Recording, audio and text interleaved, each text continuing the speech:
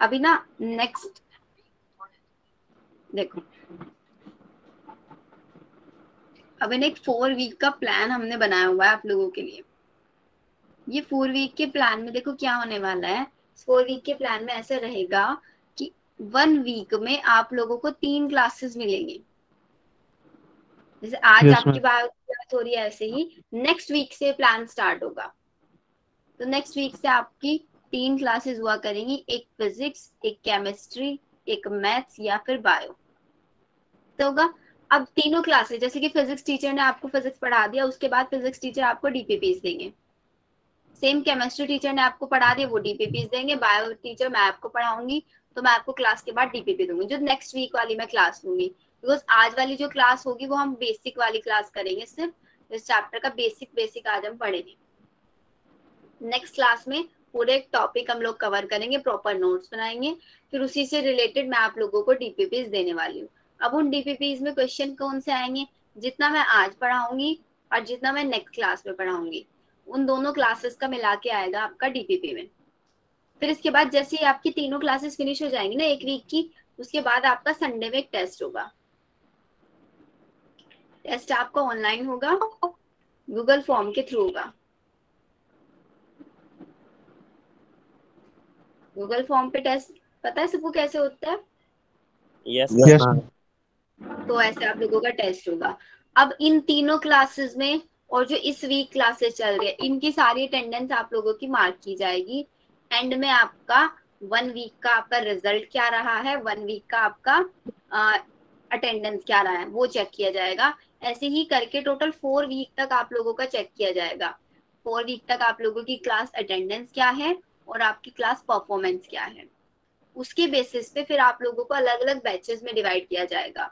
अलग अलग बैचेस में क्या होगा, हम 2 बैचेस यहाँ पे बनाएंगे, जिसकी इंफॉर्मेशन मैं आपको आने वाले सेशन में नेक्स्ट क्लास में बताऊंगी पूरा, कि एक बैच का नाम क्या होगा, दूसरे बैच का नाम क्या होगा।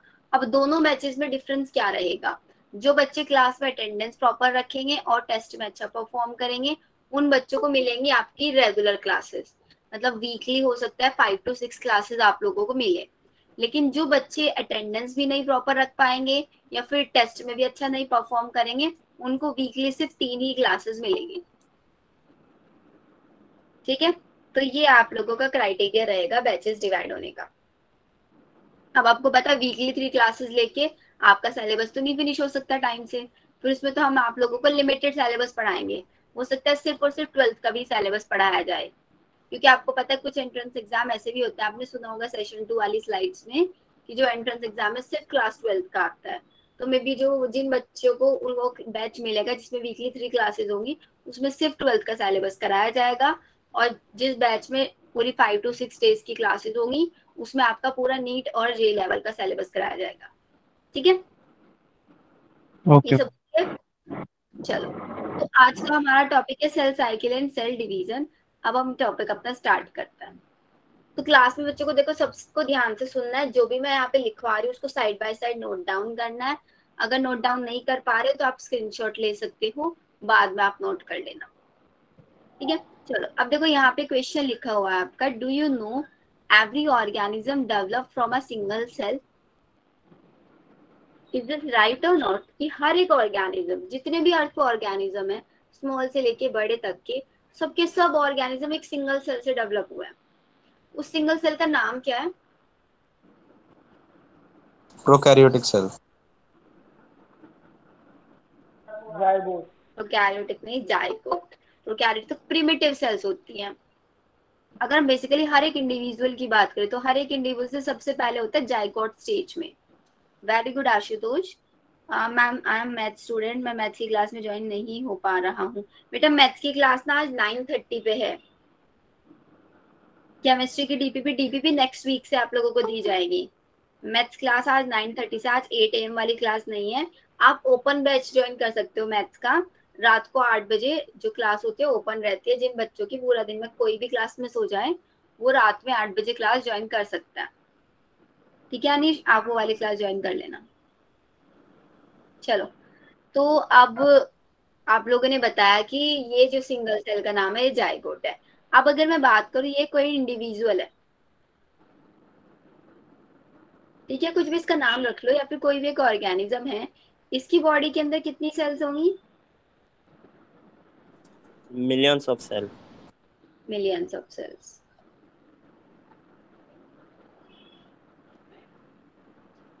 अब एक चीज मुझे बताओ, जाइगोट के अंदर हमें पता है सिर्फ एक सेल होती है, सिंगल सेल।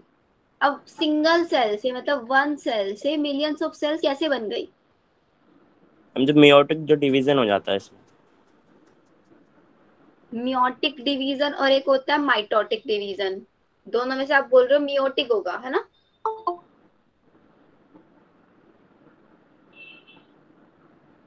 देखो बेटा, डिवीजन आपने पढ़े हैं, वो सही पढ़ा है बिल्कुल। दो टाइप के होते हैं, एक होता है आपका माइटोसिस और एक होता है मियोसिस। होते तो दोनों के दोनों डिवीजन ही है ना, सेल तो दोनों में डिवाइड होता है, लेकिन डिफरेंस कहाँ पे रह जाता है? डिफरेंस यहाँ पे ये रह जाता है, माइटोसिस तो होता है हमारा इक्वेशनल डिवीजन। इक्वेशनल डिवीजन का मतलब पता है कि जो पेरेंट सेल है, जितने number of chromosome parent cell में होंगे, उतने ही same number of chromosome daughter cells में होने वाले हैं। उसको बोलते हैं इक्वेशनल डिवीजन या फिर माइटोसिस। लेकिन अगर हम बात कर रहे हैं मियोसिस की, तो मियोसिस क्या है? एक रिडक्शनल डिवीजन है। रिडक्शनल का मतलब रिड्यूस होना। तो यहाँ पे क्या होगा, जितने पेरेंट सेल के अंदर नंबर ऑफ क्रोमोसोम्स होंगे, मियोसिस के अंदर उसके जस्ट हाफ रह जाएंगे। ठीक है,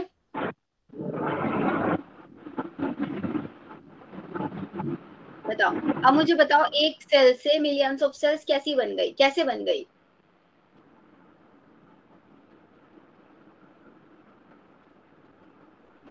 जो माइटोसिस है। मतलब नॉर्मल आप बोलोगे कि माइटोसिस मियोसिस क्या एक सेल डिवीजन है, तो सेल डिवीजन से बनी है ना। Yes ma'am. तो एक सेल डिवाइड होके मतलब एक ही सेल ने मिलियंस ऑफ सेल्स बना दी, यही बोल सकते हैं ना। Yes ma'am. अब चलो ना इसको एक बार डायग्रामेटिकली समझते हैं।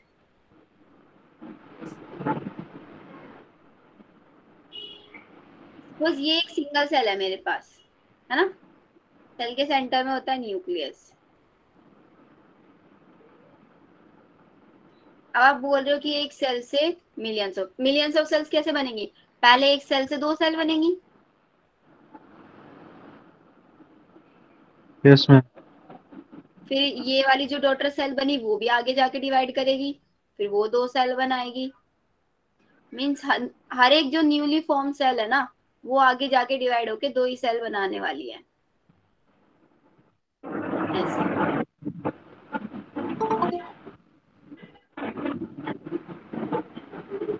बेटा म्यूट, अपने आपको म्यूट कर लो, डिस्टरबेंस आ रहा है।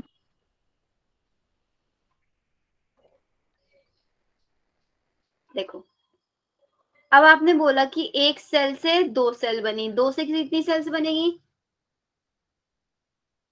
4 फोर, फोर से 8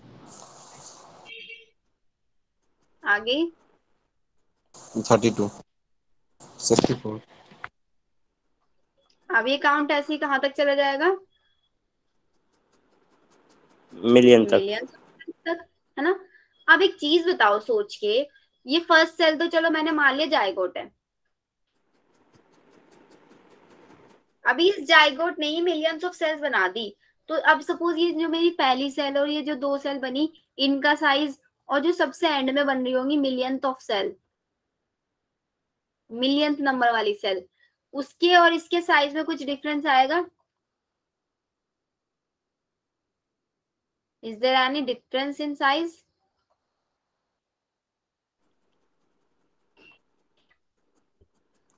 यस मैम। क्या डिफरेंस होगा? मैम जो साइज जो छोटा होता जाएगा जितना उसमें जो डिवीजन होगा। मतलब जैसे कि एक सेल था, इसका साइज सबसे बड़ा, फिर इसे जैसे कि सपोज कर लो मैंने इसका साइज मान लिया 10 मीटर, है ना? 10 मीटर से यस। जो बनी ये 5 मीटर बनेगी, ये भी 5 मीटर बनेगी। फिर 5 से जो यस। बनेगी ये भी 2.5, ये भी 2.5, 2.5, 2.5। तो ऐसे तो बेटा एक टाइम ऐसा भी तो आ जाएगा सेल में कि वो आगे डिवाइड ही नहीं हो पाएगी, उसका साइज बहुत ज्यादा नेग्लिजिबल हो जाएगा। विवेक बोल रहा है नो डिफरेंस। विवेक एक्सप्लेन करो कैसे डिफरेंस नहीं होगा साइज में। मैम क्योंकि उसके अंदर का जो कंटेंट है वो तो सेम रहेगा ना। तो कंटेंट कैसे सेम रहेगा? यहाँ पे ये सेल नंबर है ऑफ। ना, डिवाइड होके दो पार्ट्स में, ये सेल अपने आप को डिवाइड, जैसे एक एग्जांपल ले लो, एक चॉकलेट है आप लोगों के पास, है ना, आपने क्या किया, उस चॉकलेट को दो पार्ट में डिवाइड कर दिया, तो जो हाफ हाफ पीस बने इनके अंदर क्या कंटेंट सेम है आपकी ओरिजिनल चॉकलेट के जितना? इक्वल डिवीजन हो रहा है ना, तो जो कंटेंट और जो साइज जो सेम रहेगा।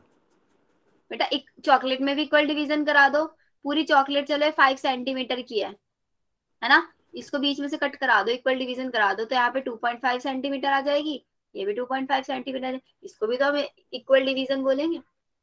मैम जो वो भी तो जो साइज, जो growth करेगा मैम, जो साइज डिवाइड होने के बाद क्या करेंगी? जो ग्रोथ करेगा। यस, डिवाइड होने के बाद भी ग्रोथ करेंगे, डिवाइड होने से पहले भी ग्रो करेंगी सेल्स। Yes ma'am. मतलब सेल हमेशा जब भी डिवाइड होने के लिए जाएगी उससे पहले सेल अपनी आप की ग्रोथ करेगी, ताकि जो बनने वाली नई सेल्स है ना, जो बनने वाली जो न्यू सेल्स होती है ना, इनको बोलते हैं डॉटर सेल, ये पता है ना आप लोगों को।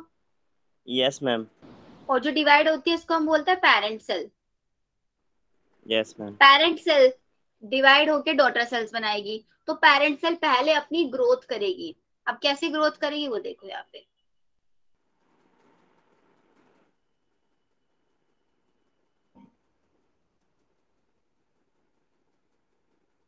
ये हमारी पेरेंट सेल। अब इस पेरेंट सेल को क्या होना है, डिवाइड होना है, तो डिवाइड होने से पहले इसने क्या कर लिया, अपने अंदर ग्रोथ कर लिया। अब अगर ग्रोथ की मैं बात करूंगी तो ग्रोथ किस किस फॉर्म में करेगी ये? अपना कंटेंट। कौन कौन सा कंटेंट? Mitochondria, DNA, RNA. क्या यूकैरियोटिक सेल में डीएनए होता है? Sorry, RNA. अच्छा, डीएनए और आरएनए में डिफरेंस क्या होता है? मैम जो आरएनए जो सिंगल स्टैंडर्ड होता है और जो डीएनए जो डबल स्टैंडर्ड। वेरी गुड, एक और डिफरेंस होता है, शुगर में आरएनए सिंगल हेलिक्स। नाम से पढ़ो ना, डीऑक्सी राइबोज न्यूक्लिक एसिड, और आरएनए इज राइबोज, तो वहां पे शुगर का भी डिफरेंस होता है। Yes ma'am. डीएनए में क्या होता है, डीऑक्सी राइबोज शुगर होती है, मीन जो राइबोज शुगर होती है ना उसके अंदर से एक ऑक्सीजन हटा देते हैं बस। राइबोज शुगर कैसी स्ट्रक्चर कैसी होती है, ऐसे।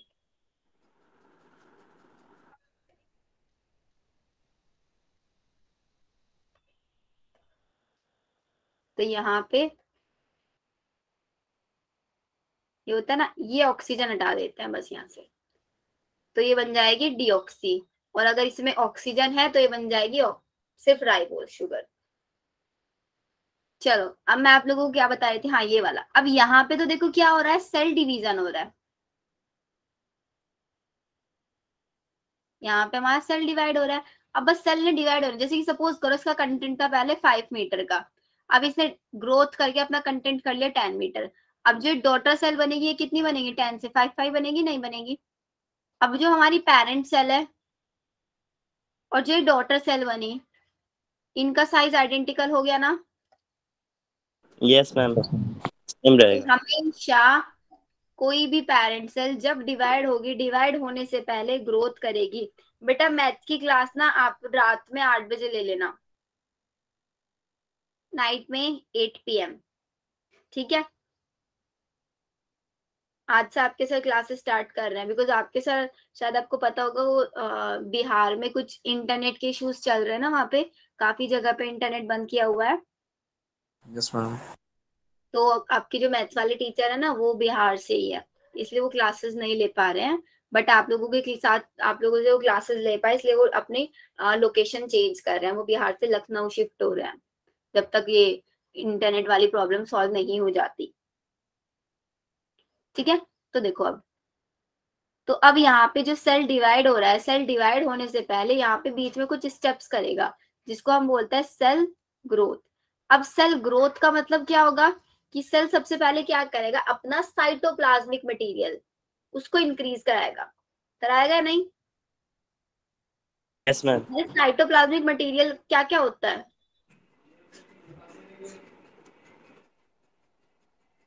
जितनी भी साइटोप्लाज्म के अंदर ऑर्गेनेलीज है वो, और साइटोप्लाज्म खुद से, है ना। जैसे यस ये मैम। हमारे साइटोप्लाज्म है, साइटोप्लाज्म के अंदर क्या क्या होता है, जैसे mitochondria, endoplasmic reticulum, lysosomes, Golgi apparatus, ये सब। तो इसकी ये इसने करा दी यहाँ पे ग्रोथ, हो गया ना ऑलमोस्ट डबल।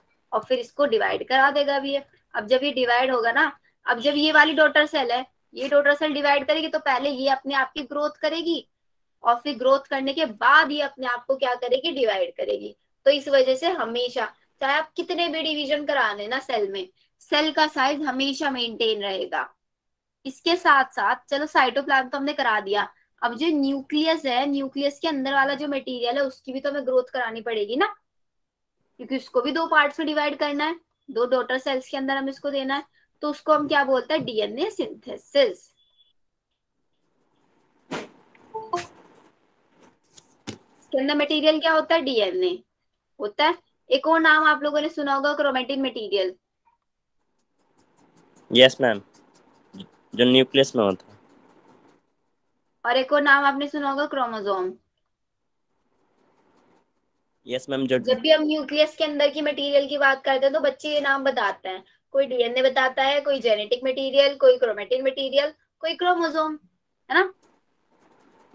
तो देखो ये वाले दो स्टेप्स अब करेंगे। अब ना एक बार में तीनों वर्ड्स में डिफरेंस समझ लेते हैं हम, कि डीएनए का मतलब क्या होता है, क्रोमेटिन मटेरियल का मतलब क्या होता है। अच्छा किसी को पता है डीएनए, क्रोमेटिन मटेरियल और क्रोमोसोम क्या क्या होता है, कोई एक्सप्लेन करना चाहेगा। जो भी मन में आ रहा है ना वो बोलो, गलत है सही है कुछ भी, जो आपको पता है। अच्छा डीएनए के बारे में क्या क्या पता है, चलो वो बताओ पहले। डीएनए की फुल फॉर्म सबको पता है। Deoxyribonucleic acid. Very good. DNA का नेचर क्या होता है, एसिडिक या बेसिक। एसिड। एसिडिक। डीएनए के ऊपर चार्ज कैसा होता है, ये नहीं पता। कौन सा। पॉजिटिव। पॉजिटिव। अच्छा आपको पता है डीएनए किस किस से मिलके बना होता है, बेटा म्यूट कर लो। नाइट्रोजनस बेसिस, शुगर, और एक और क्या होता है आपके, फॉस्फेट ग्रुप। ये फॉस्फेट ग्रुप क्या होता है, सॉरी, PO4-3। अब इस माइनस चार्ज आ गया नहीं आ गया, तो इसकी वजह से आपके डीएनए के ऊपर चार्ज कैसा हो जाएगा, नेगेटिव। नेगेटिव।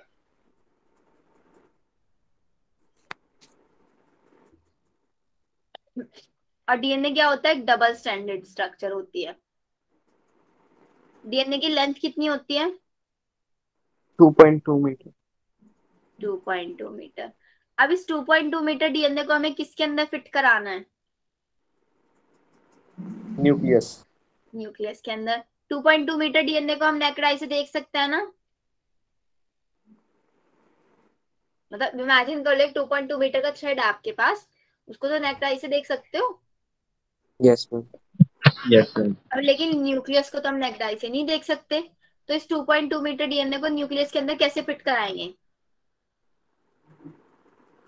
मैम इसे सिंपल फॉर्म में एक्सचेंज करके। फुल फॉर्म में मटेरियल एक्सचेंज के रूप करके, या फिर इसको कॉइल करा के।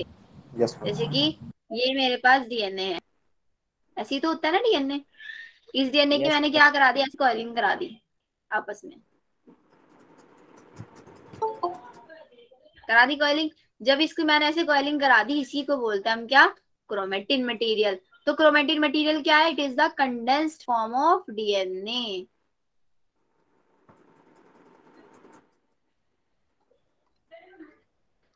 अब क्रोमोसोम क्या है, क्रोमेटिन तो देख लिया हमने कंडेंस फॉर्म है, तो ये मैंने जो यहाँ पे कंडेंस कर दिया ना इसको, दिस इज माई क्रोमेटिन।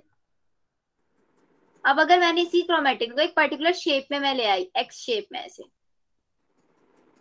तो इसको अब मैं बोल दूंगी क्या, chromosome. It is also a condense form of DNA. ये भी तो एक डीएनए की कंडेंस फॉर्म ही है ना। राइटिंग समझ आ रही है ना आप लोगों को? कोई प्रॉब्लम तो नहीं आ रही ना राइटिंग समझने में? नो मैम, सही है राइटिंग। ठीक है, तो देखो अब ये जो एक्स शेप है ना, इसको हम बोलते हैं क्रोमोसोम। अब एक क्वेश्चन मुझे बताओ, तो अगर कोई आपसे पूछे कि डीएनए को क्रोमेटिन मटेरियल में कन्वर्ट क्यों किया हमने, उसका रीजन क्या दोगे आप? जो न्यूक्लियस में जो सेट करने के लिए। Yes, very good. क्योंकि न्यूक्लियस के अंदर क्या है, बहुत कम स्पेस है, बहुत कम स्पेस में उसको सेट करने के लिए हमें उसको क्रोमेटिन मटेरियल में कन्वर्ट करना पड़ा। लेकिन अब अगर कोई आपसे ऐसे पूछ ले कि क्रोमेटिन मटेरियल को क्रोमोसोम में क्यों कन्वर्ट करा, क्रोमेटिन मटेरियल की फॉर्म में तो वो फिक्स हो चुका था न्यूक्लियस के अंदर, फिर क्यों जरूरत पड़ी हमें उसको क्रोमोसोम में कन्वर्ट करने की?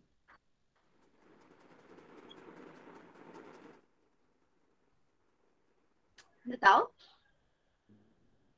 मैम सिंथेसाइज कराने के लिए, क्या, दोबारा बोलो। डीएनए सिंथेसाइज कराने के लिए। आपकी आवाज ना क्लियर नहीं आ रही है। यस, अंकुर ने सही बोला, डिवीजन के लिए।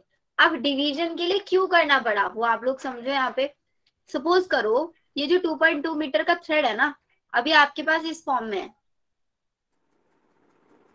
डीएनए सिंथेसाइज के लिए नहीं, डीएनए सिंथेसाइज के लिए नहीं, मैम इसकी क्योंकि डीएनए रिकॉर्डिंग मिल जाएगी? क्या मिल जाएगी? हाँ, रिकॉर्डिंग आपको मिल जाएगी। ठीक है। देखो ये है हमारे पास क्रोमेटिन मटेरियल,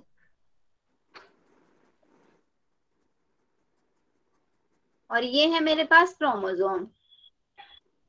अब जब हम सेल डिवाइड करते हैं, आपको पता है ना सेल डिवाइड करता है, तो सेल के न्यूक्लियस के अंदर है आपका जेनेटिक मटेरियल ये। अब मुझे इस जेनेटिक मटेरियल को भी तो दो पार्ट्स में डिवाइड करना है ना। हाफ मटेरियल एक सेल को देना है, और मुझे हाफ मटेरियल दूसरे वाले सेल को देना है। देना है नहीं देना है? अब आपका अगर मटेरियल इस फॉर्म में है, तो आप इसको कैसे डिवाइड करोगे टू पार्ट्स में? कोई सिमेट्री दिख रही है यहाँ पे जो आप इसको 50-50 पार्ट में डिवाइड कर पाओ? No ma'am.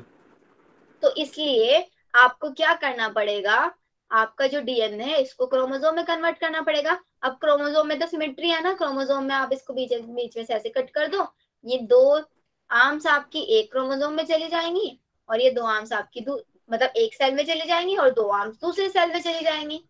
हो गया नहीं हो गया 50-50 डीएनए हमारा? Yes ma'am. तो इसलिए अगर आपसे कोई क्वेश्चन कर रहा है, भाई we need to convert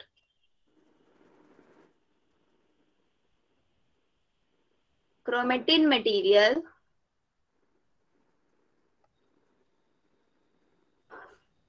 into chromosome, अब बताओ उसका आंसर क्या लिखोगे?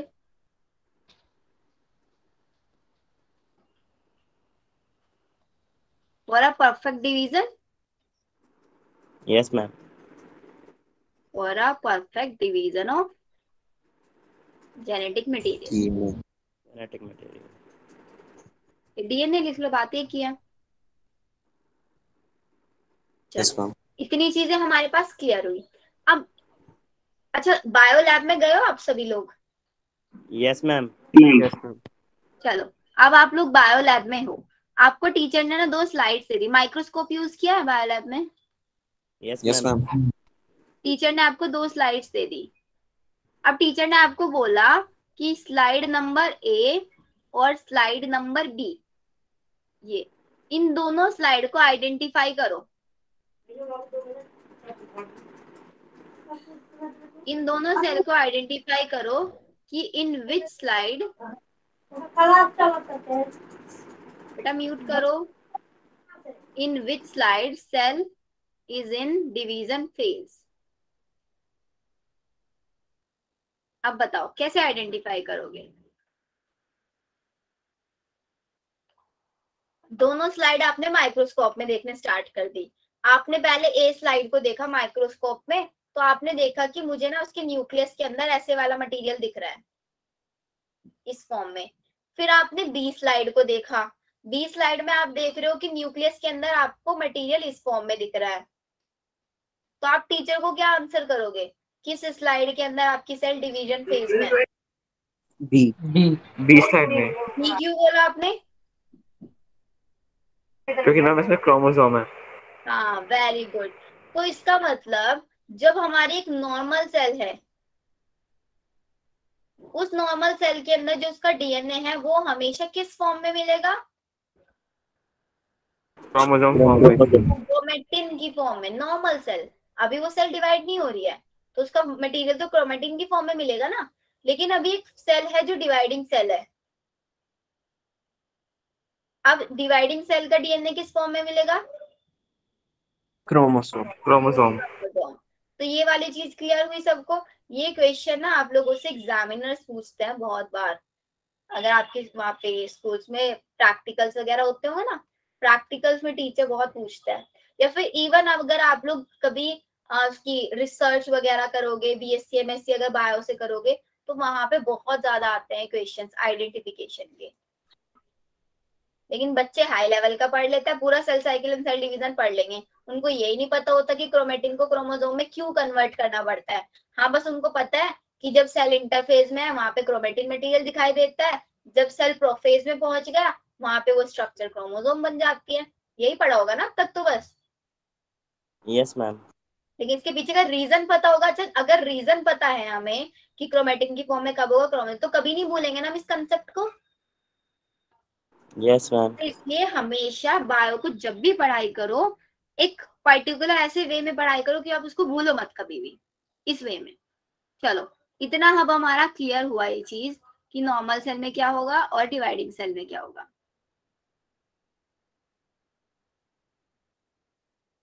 अब देखते हैं आगे। अब अगर मैं बोल रही हूँ कि आपका every cell derive from single cell, उस सिंगल सेल का नाम भी आपने मुझे बता दिया था, जाइगोट। जाइगोट। तो अगर हर एक सेल को सिंगल सेल से डेराइव होना है, तो डेराइव होने के लिए उसके अंदर क्या होना पड़ेगा? 2 इंपॉर्टेंट इवेंट्स वहां पे रिक्वायर्ड होंगी।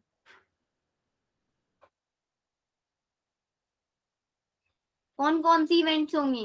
पहली इवेंट तो आप लोगों ने सेल बताई कि डिवीजन, सेल ग्रोथ होगी, सेल है ना? डिवीजन और सेल डिफरेंशिएशन। या सेल डिवीजन या फिर सेल डिफरेंशिएशन, ये दोनों स्टेप्स हमारे होंगे। अब सेल ग्रोथ और सेल डिवीजन, ये दोनों का दोनों ना हमेशा एक कोऑर्डिनेटेड वे में होता है, हमेशा एक कोऑर्डिनेटेड वे में। कोऑर्डिनेटेड वे का मतलब समझते हो? यस मैम, एक संग।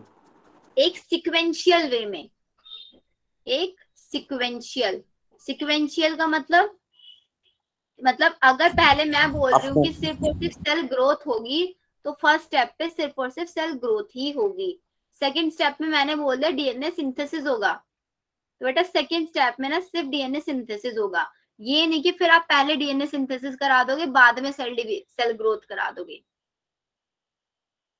हमेशा ये जो इवेंट्स हैं कोऑर्डिनेटेड वे में होंगी, एक सिक्वेंशियल वे में होंगी। किस लिए? To ensure correct cell division, ताकि आपके सेल के अंदर एकदम सही सेल डिवीजन हो पाए।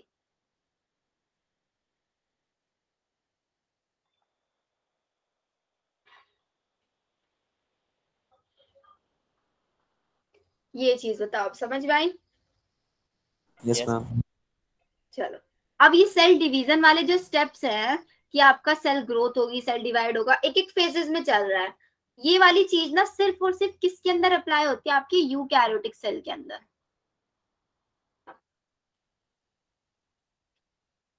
कि मतलब जो सेल है वो डिवाइड होगी डिफरेंट डिफरेंट फेजेस से निकल के, वो सिर्फ यूकैरियोटिक सेल के अंदर होगा। बट अगर मैं बात करूं आपके प्रोकैरियोटिक सेल के, अच्छा यूकैरियोटिक और प्रोकैरियोटिक में जरा डिफरेंस बताना। सिंगल सेल और प्रोकारियोटिक होते हैं। अगर मैं यूकैरियोटिक की बोलती हूँ तो यूकैरियोटिक के अंदर हम बोलते हैं कि क्या होता है, वहां पे एक वेल डिफाइंड न्यूक्लियस प्रेजेंट होता है ना? Yes ma'am. और प्रोकैरियोटिक के अंदर एब्सेंट होता है न्यूक्लियस। न्यूक्लियस तो प्रेजेंट होता है बेटा, अनडेवलप्ड जो होता है। न्यूक्लियस के अंदर न्यूक्लियोइड प्रेजेंट रहता है। हाँ, वेल डिफाइंड न्यूक्लियस का मतलब हो गया nucleus with,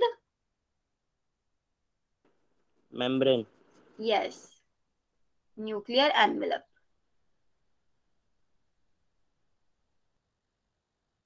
very good Alpa, यही होगा। अनडेवलप्ड न्यूक्लियस का मतलब होता है न्यूक्लियस विदाउट न्यूक्लियर एनवेलप।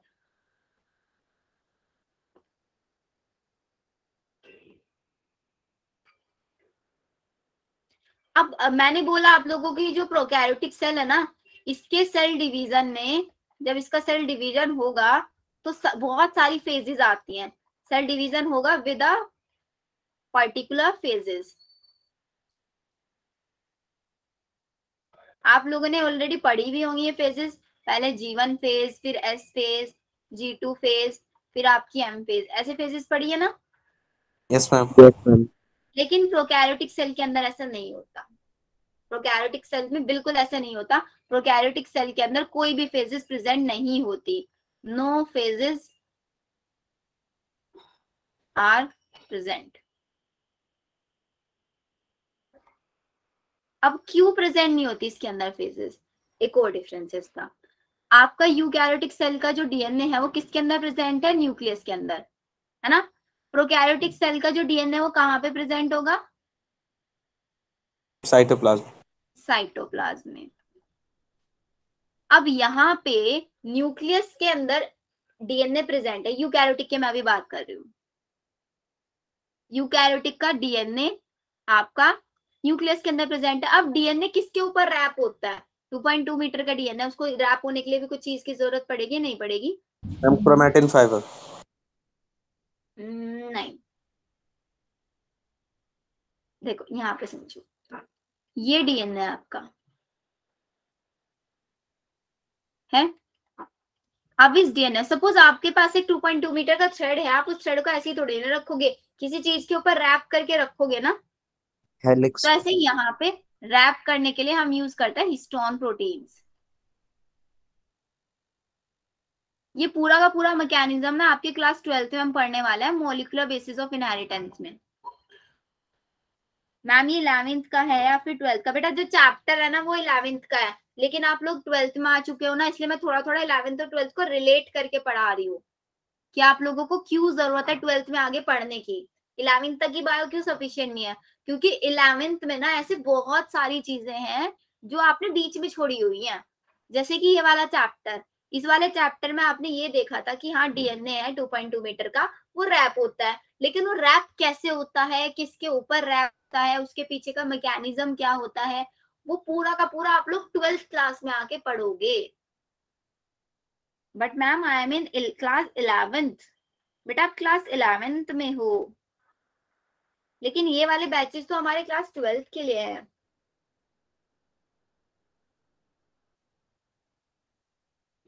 आप रिलेट कर पा रहे हो चीज की मैं क्यों पढ़ा रही हूँ आपको ये वाले टॉपिक इतना डिटेल में? Yes ma'am.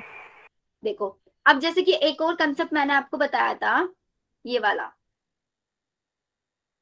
ये डीएनए सिंथेसिस। यहाँ पे तो देखो सिर्फ मैंने नाम लिख के छोड़ दिया डीएनए सिंथेसिस, या फिर इसको हम बोलते हैं डीएनए रेप्लिकेशन। यहाँ पे 11th क्लास तक टीचर सिर्फ नाम बता के आपको छोड़ देंगे डीएनए रेप्लिकेशन, लेकिन इसकी डिटेल कि आखिरकार डीएनए रेप्लिकेशन होता कैसे है, इसका पूरा मैकेनिज्म आपको 12th में पढ़ने को मिलेगा। एक और पॉइंट हम यहाँ पे लिख के छोड़ देंगे, प्रोटीन सिंथेसिस, कि सेल अपना प्रोटीन सिंथेसिस करता है। कौन सी फेज में करेगा, G2 फेज में। लेकिन वो प्रोटीन सिंथेसाइज होता कैसे है, बेसिकली किस चीज से होता है, कौन कौन से एंजाइम जरूरत होता है वहां पे, पूरा मैकेनिज्म आप 12th क्लास में पढ़ोगे। तो इसलिए 11th क्लास में बहुत हर एक चैप्टर में आपने ऐसा कुछ किया हुआ है कि आपने सिर्फ उसका नाम पढ़ के छोड़ दिया, अब उसकी पूरी डिटेल आप 12th क्लास में पढ़ोगे। इसलिए जरूरी होता है कि 11th और 12th को रिलेट करके पढ़ो हर एक चीज को। अभी आप लोग 12th में हो इसलिए चीज आपको समझ में आएगी, लेकिन अगर आप सिर्फ 11th क्लास में होते तो मैं आपको हिस्टोन प्रोटीन वाला कंसेप्ट नहीं समझा रही होती। मैं आपको सिर्फ ये बता के छोड़ देती कि आपका डीएनए रैप होता है, कॉइल कंडेंस हो जाता है।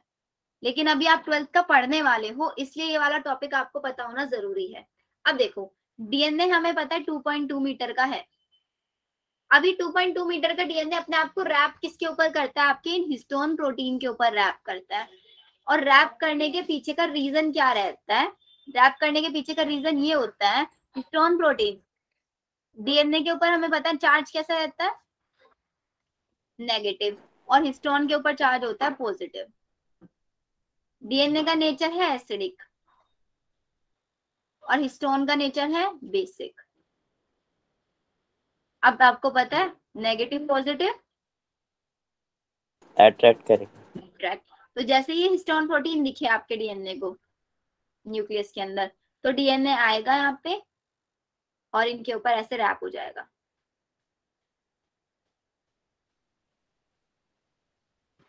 अभी हिस्टोन प्रोटीन किस किस टाइप के होते हैं, अपने आप को कैसे अरेंज करके रखते हैं, वो सारा का सारा इसमें टॉपिक आएगा, पैकेजिंग ऑफ डीएनए।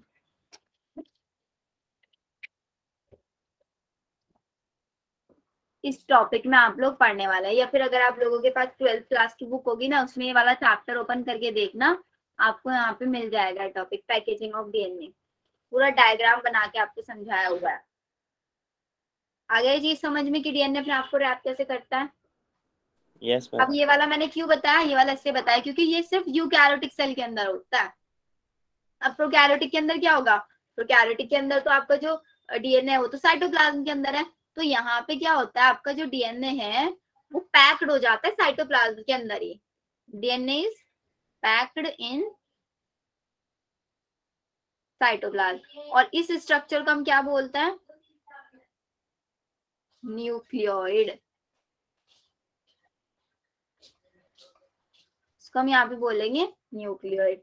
और यहाँ पे जो ये हिस्टोन है बीच में, हिस्टोन प्रोटीन के ऊपर डीएनए रैप हो रहा है, ये जो स्ट्रक्चर बनेगी इसको हम बोलेंगे न्यूक्लियोसोम।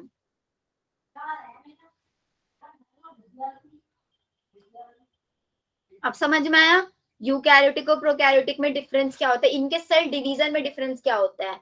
यूकैरियोटिक सेल के अंदर सेल डिवीजन होगा अलग अलग फेजेस से निकल के, पर्टिकुलर फेजेस होंगी हर एक काम के लिए। लेकिन प्रोकैरियोटिक सेल के अंदर कोई फेजेस प्रेजेंट नहीं होंगी, सिर्फ सेल डिवीजन होगा, जो भी कुछ होना होगा उससे पहले ही हो जाएगा सब। क्लियर ये चीज,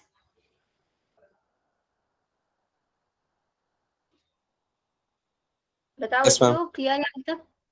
चलो अब एक क्वेश्चन है मेरा आप लोगों से,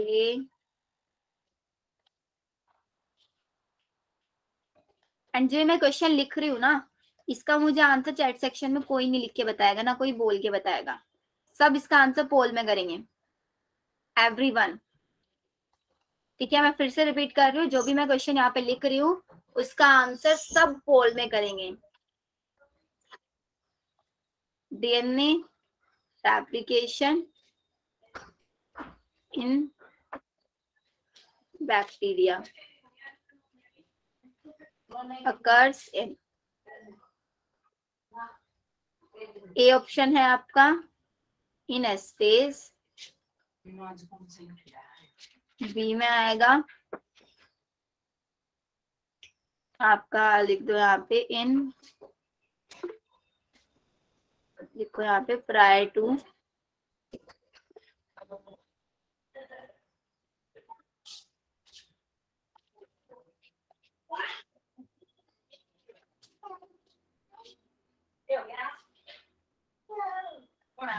प्रायर टू फ्यूजन, या फिर सी ऑप्शन में आएगा आपका इन ट्रांसक्रिप्शन,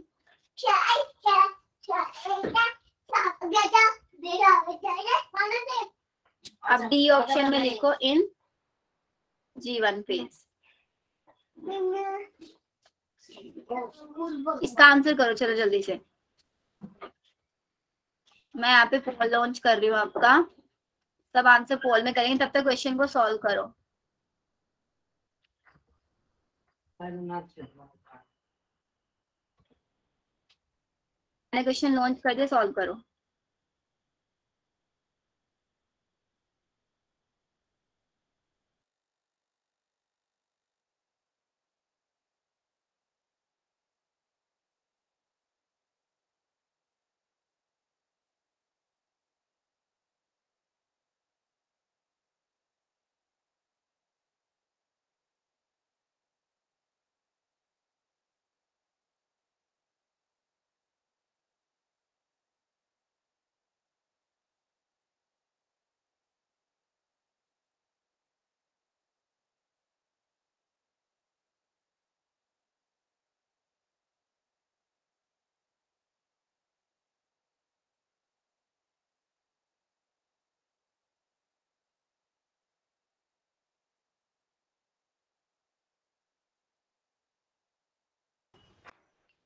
एक बार ना क्वेश्चन को दोबारा से पढ़ो, क्या लिखा हुआ है। डीएनए रेप्लिकेशन इन बैक्टीरिया।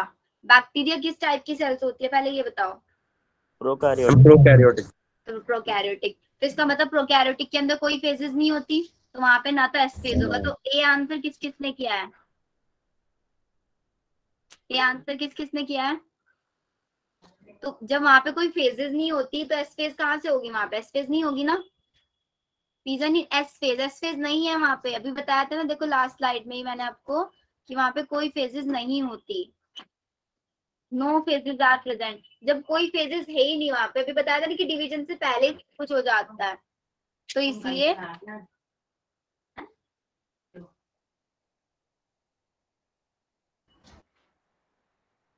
तो देखो वहां पे डिवीजन से पहले कुछ भी नहीं होगा। एक सेकेंड में क्वेश्चन दिखाती हूँ फिर से आप लोगों को। देखो अब कुछ बच्चों ने आंसर किया है बी, बी आंसर इसका बिल्कुल करेक्ट है।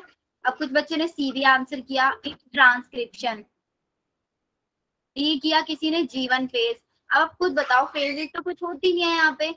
अब जो फेजेस नहीं होती है तो सब कुछ क्या बताया था, किससे पहले होगा, सीजन से पहले होगा सब कुछ।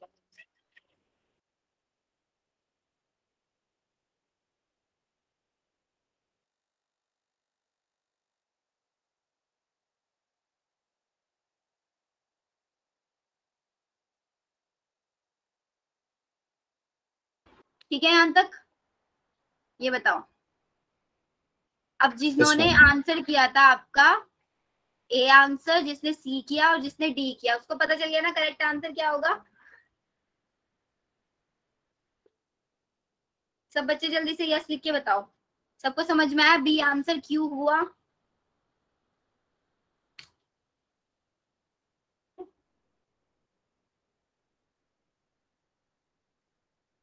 चलो अब हम आगे चलते हैं फिर।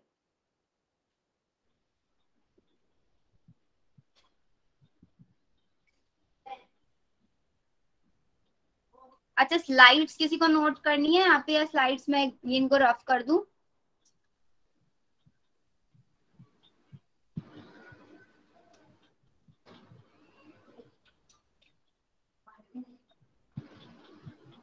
स्लाइड्स नोट करनी है किसी को।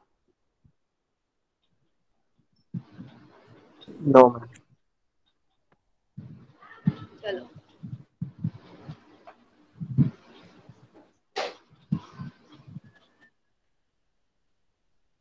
अब एक चीज और समझते हैं हम यहाँ पे। आपने सुना होगा ह्यूमन सेल डिवाइड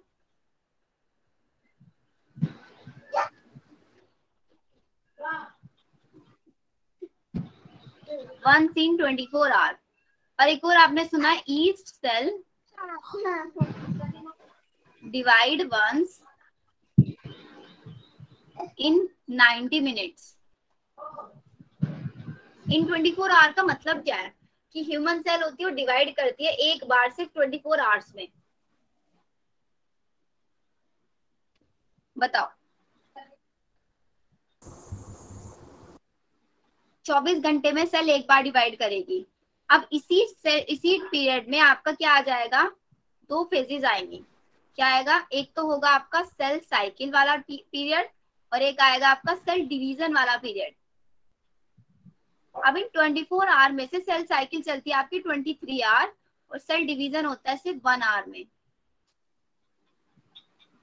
23 आवर चलता है आपका सेल साइकिल और 1 आवर चलता है आपका सेल डिवीजन। अब ये जो सेल साइकिल है ना, इस सेल साइकिल में आपको पता है कौन कौन सी फेजेस आती है। पहली फेज आती है G1 फेज, S फेज और आपकी G2 फेज, और फिर सेल डिवीजन में आएगी M फेज। अगर मैं बात कर रही हूँ आपका G1 फेज, तो आपकी G1 फेज आपकी चलती है 8 से 12 आवर तक, S फेज आपकी चलती है 6 से 8 आवर तक, G2 फेज चलती है 3 से 4 आवर तक और M फेज चलती है सिर्फ 1 आवर तक। ये आपका टाइम रहता है पूरा 24 आवर का। इट मीन जो आपकी पूरी इंटरफेस, जो सेल साइकिल वाला पीरियड होता है ना, इसी को हम इंटरफेस बोलते हैं। नेक्स्ट लेक्चर में ना इसको मैं आपको डिटेल में पढ़ाऊंगी कि इंटरफेस क्या होता है, पूरी डेफिनेशन लिखेंगे। G1 फेज में क्या होता है, S फेज में क्या होता है, G2 में क्या होता है, M में क्या होता है, चारों के बारे में डिटेल हम इसका पढ़ेंगे इसमें। लेकिन अभी क्या समझना जरूरी है, अभी सिर्फ ये समझना जरूरी है कि आपकी जो सेल है वो 24 आवर में एक बार डिवाइड होती है। अब इस पीरियड में दो मैकेनिज्म होते हैं। एक तो आपने देखा साइटोप्लाज्मिक ग्रोथ, ये देखना था ना कि जब सेल ग्रोथ होती है उसमें साइटोप्लाज्मिक इंक्रीज होता है, और एक होता है डीएनए सिंथेसिस। अब इनके अंदर ना इन दोनों पॉइंट में एक छोटा सा ट्विस्ट है जो आपका क्वेश्चन भी आता है एग्जाम में। क्वेश्चन कैसा आएगा वो भी मैं बताऊंगी, लेकिन अभी आपको ये समझना है कि जो आपका साइटोप्लाज्मिक इंक्रीज होने वाला प्रोसेस है ना, ये कॉन्टिन्यूअस प्रोसेस होता है। ये कॉन्टिन्यूअस प्रोसेस है और डीएनए सिंथेसिस सिर्फ और सिर्फ एक फिक्स स्टेज में होने वाला प्रोसेस है, अकर इन फिक्स स्टेज। अब इसको कैसे समझोगे, इसको ना ऐसे समझोगे, आप रेस्पिरेशन करते हो रेस्पिरेशन, तो रेस्पिरेशन 24 आवर वाला प्रोसेस है या फिर ऐसा प्रोसेस सिर्फ एक फिक्स स्टेज में होता है? बताओ। 24 आवर्स 24 आवर होने वाला। ऐसे ही जैसे रेस्पिरेशन आपका 24 आवर वाला प्रोसेस है, ऐसे ही साइटोप्लाज्मिक इंक्रीज एक 24 आवर वाला प्रोसेस है। अब अगर हम बात करें आपकी सेल स्टडी का, तो क्या सेल स्टडी 24 आवर करते हो? No ma'am. है ना, वो एक फिक्स टाइम में करते हो। ऐसे ही आपका डीएनए सिंथेसिस है, डीएनए सिंथेसिस भी एक फिक्स टाइम में होने वाला प्रोसेस है, राइट? अब याद रहेगा ये चीज। यहाँ पे क्वेश्चन आता है कि साइटोप्लाज्मिक इंक्रीज एक कॉन्टिन्यूअस प्रोसेस है या फिर एक फिक्स रेट में होने वाला प्रोसेस है?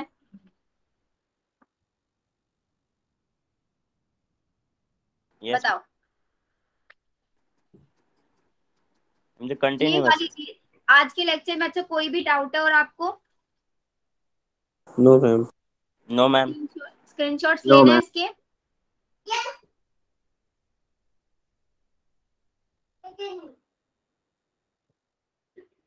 चलो फिर आज का लेक्चर हम आपका यहीं पे फिनिश करते हैं। अब नेक्स्ट लेक्चर में हम क्या करने वाले हैं मैं मैं आपको लास्ट वाला पेज दिखाता हूँ।